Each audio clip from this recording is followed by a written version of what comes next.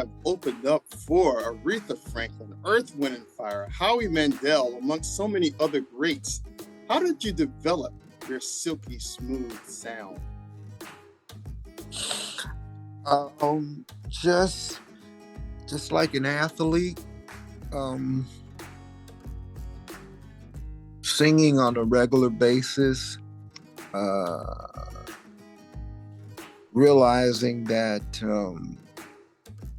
I had to accept the fact that I didn't sound like anyone. And although I tried to sound like a few people from time to time, but I stuck to my guns and just sang on a regular basis, maybe 3-4 hours a day. And just developed my own sound, my own tone quality, and the way I approach a song, the way I sing a song, accepting the fact that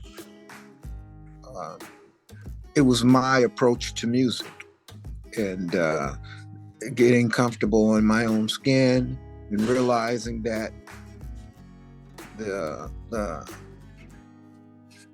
God-given talent that I have is just fine. And you mentioned the God-given talent that you have.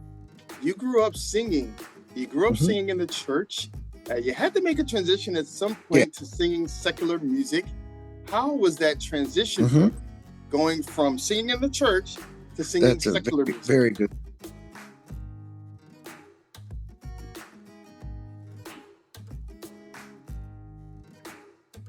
That's a very good question, Michael. Although I sing secular music, I still try to motivate and inspire people through my music. So it wasn't a rough or a hard transaction. It was actually a rewarding and a nice transition, because I was chosen to sing with empathy, experiencing life, and being willing to be honest about my life, and in turn help others by singing the truth about myself. So I often sing about love, and I also speak about enhancing your life through music. So with that being said, I'm still singing the gospel, just in a different way. You know what I mean? Understood, 100% understood. In your career has spanned over 20, 30 years. You sung with the Dramatics, you've sung with the Four Tops. The evolution of music has been interesting since your career. What don't you like about the evolution of music? What I don't like about the evolution of music is now it's basically what you see as opposed to what you develop and hear. The younger generation is revealing, shaking it and moving it, and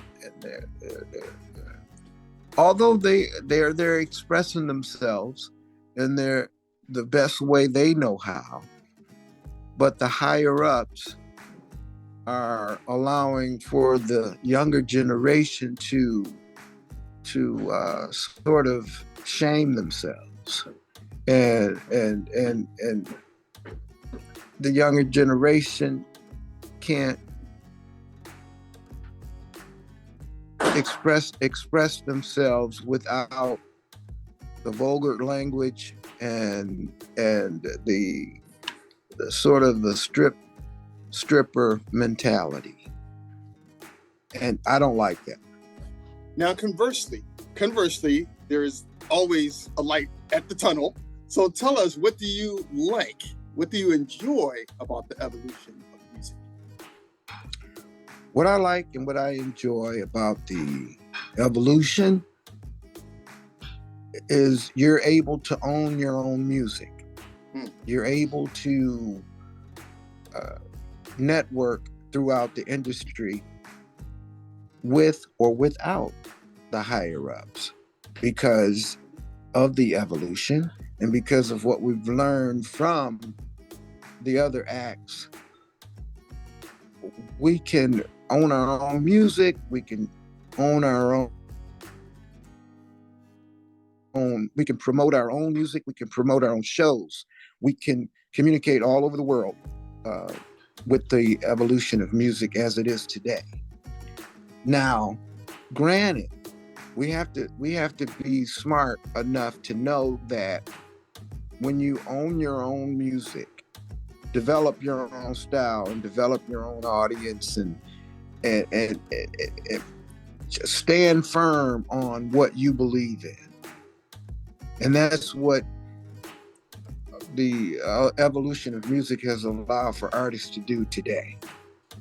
You can stand firm on what you, now good or bad, sometimes a little bad, but if we're patient enough with the evolution of music, we can be successful and be able to have a solid career and be able to take care of yourself and your family.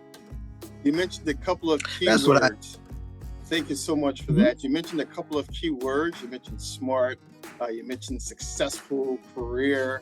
After that artist has his talent, they need to have a certain amount of business savvy in order to be successful.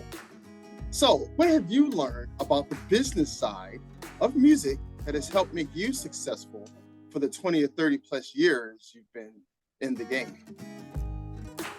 What I've learned is you have to put business first.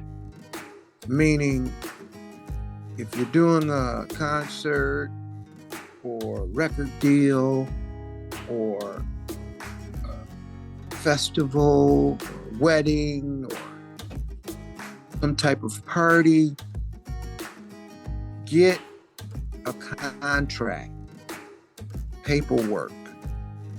Doesn't have to be so that you don't understand it. Get your invoice straight with the promoter or the agency.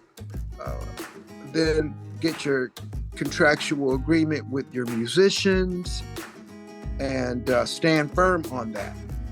Because what happens is,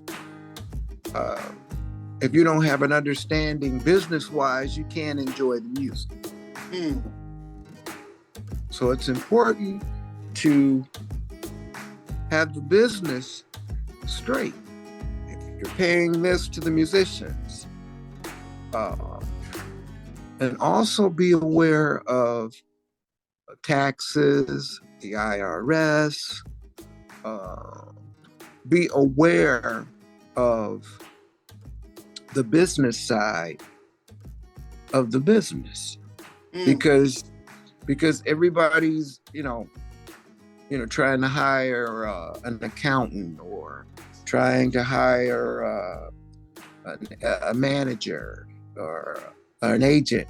Well, yeah, they work for you. You don't work for them. We all. It should be a good